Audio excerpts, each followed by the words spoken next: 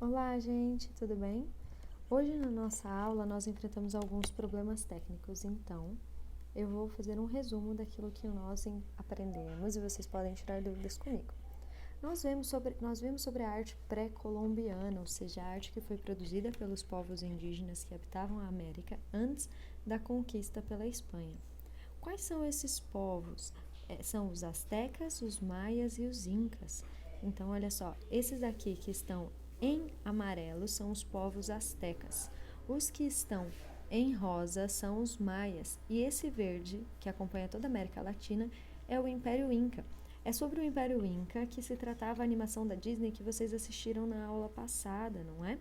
Então, a capital desse Império Inca, que está em verde, era Cusco, que também é o nome do imperador. Vamos trabalhar sobre cada um desses povos. Os povos mexicanos são os astecas e os maias. Também temos os olmecas, que fazem mais parte cronologicamente e tem mais intercâmbio com os maias. Bom, tanto os maias quanto os olmecas, eles produziam grandes templos, o que mostra que eles eram hábeis construtores e engenheiros. Eles também fizeram esculturas grandiosas, olha só, principalmente dessas carrancas de guerreiro. É muito comum também toda essa escultura feita com pedras preciosas e materiais raros, principalmente o jade, que é uma pedra preciosa verde. Os maias. Os maias são conhecidos como os intelectuais desse mundo. Os astecas são lembrados pelo seu militarismo e os incas por serem os povos da cordilheira, que tinham muita habilidade construtiva para aguentar os terremotos, inclusive. Os maias são chamados de intelectuais porque eles tiveram um desenvolvimento em termos de matemática, de astronomia, de escrita muito proeminente em comparação aos outros povos. Eles têm um calendário que é absolutamente complexo, que é o calendário mesoamericano, e ele previu vários eclipses e várias cheias a partir dessa observação dos astros. Esse calendário, a gente vai ver, ele era um calendário redondo, então tem uma concepção cíclica do tempo, que é bem bacana. Enfim, ele tem uma estrutura parecida com a nossa, são mais ou menos 10 meses. O ano, ele tem 365 dias e ele é mais preciso até que o nosso calendário, com que tem um ano bissexto, não é? A escrita desses povos maias é uma escrita de hieroglifos, como nós vimos ano passado nos egípcios. Então, são vários símbolos que demonstram esses sons, que podem ser compreendidos a partir do dialeto deles, e que foram decifrados recentemente. Então, são grandes mistérios que estão acessíveis para a gente. O sistema de números era um sistema incrivelmente elaborado, eles faziam uso do zero também. O mais interessante dos maias é que eles desapareceram. Quando a América foi conquistada, já não tinha mais vestígio dessa civilização, ela já estava completamente desaparecida e ninguém sabe a causa desse desaparecimento. Não sabem se foram guerras ou se se eles foram dizimados por alguma doença.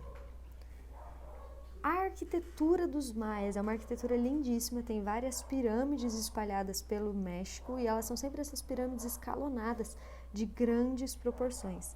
Em cima dessas pirâmides ficavam os templos religiosos, e a religião era muito curiosa, eles faziam a prática de vários sacrifícios humanos, que é bem representado na arte. Aqui é um templo, é um palácio, é o Palácio de Uxumal, onde os nobres moravam.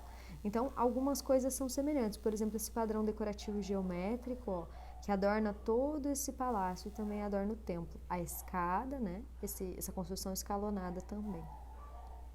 Escultura, nós temos escultura em argila, escultura em pedra, tem algumas esculturas que são super naturalistas, elas evidenciam como que era a roupa, como que eram os costumes. Essa escultura diz respeito a uma tecelã, era uma artista que fazia roupas. Os artistas eles eram muito bem pagos e muito bem conceituados, aparentemente, nesse mundo maia. Bem legal, e a participação feminina também é bem bacana. Temos várias esculturas que fazem referências aos sacrifícios humanos e a esses deuses que eles cultuavam, muitas vezes esculturas até cadavéricas.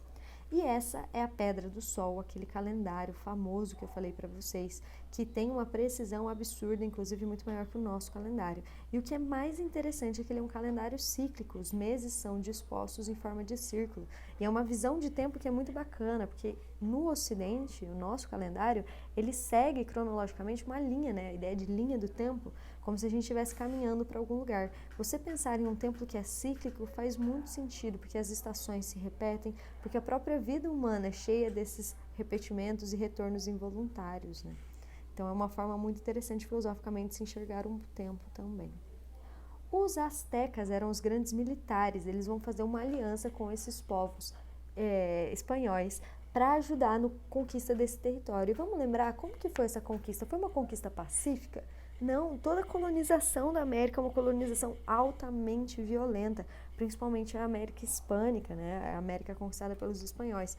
Muitas guerras, muitas dizimações, esses povos indígenas, principalmente por conta da aliança que eles fizeram com os astecas, foi um tiro no pé. Os astecas se destruíram os povos que estavam ao redor dele com essa aliança que eles fizeram com os portugueses. Supostamente eles teriam feito essa aliança, ajudado a conquistar os outros povos e depois foram dizimados, apunhalados pelas costas, pelos povos europeus.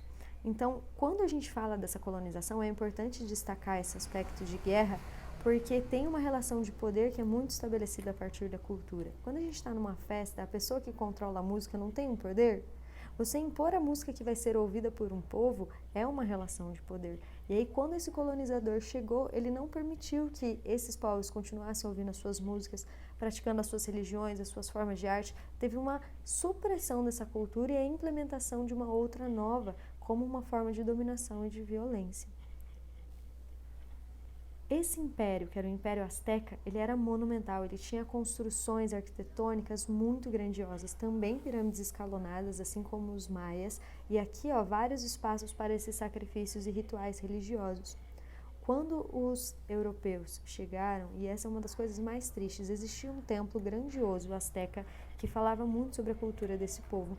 E esse templo foi destruído e em cima dele foi construído a Catedral da Cidade do México. Então a gente entende, né, que isso foi muito terrível para a gente compreender a cultura desse povo azteca, porque foi suplantado, a gente não consegue mais ter acesso. A Pedra do Sol, ela só foi encontrada e reconstruída durante uma das reformas dessa catedral. Se a Pedra do Sol, que é a forma que a gente encontrou para conhecer o calendário e essa produção cultural, ela foi encontrada por acidente, a gente imagina quantas coisas existiam nesse templo e que foram destruídos com a chegada dos espanhóis. Aqui também fica evidente, a gente precisa conversar sobre isso, a questão de intolerância cultural e de intolerância religiosa também. Se esse templo, se essa catedral fosse construída ao lado do templo, né, nós ainda poderíamos ter muita produção cultural desse período e poderíamos conhecer melhor esses povos. Olha que lindo, não é? Muito interessante como que eram as construções. Eles eram grandes engenheiros.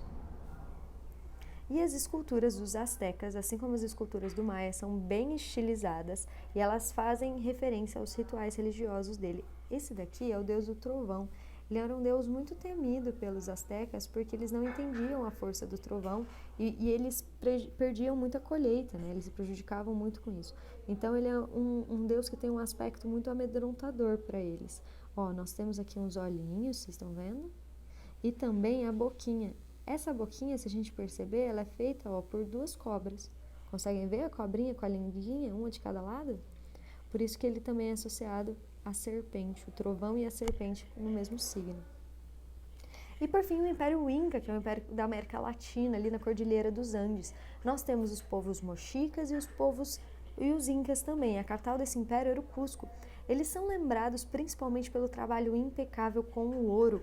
As obras, as joias que foram feitas nesse período são lindíssimas, com muitas pedras preciosas e um trabalho muito rico. Gente, olha a capacidade de fazer todas essas minúcias nessa coroa.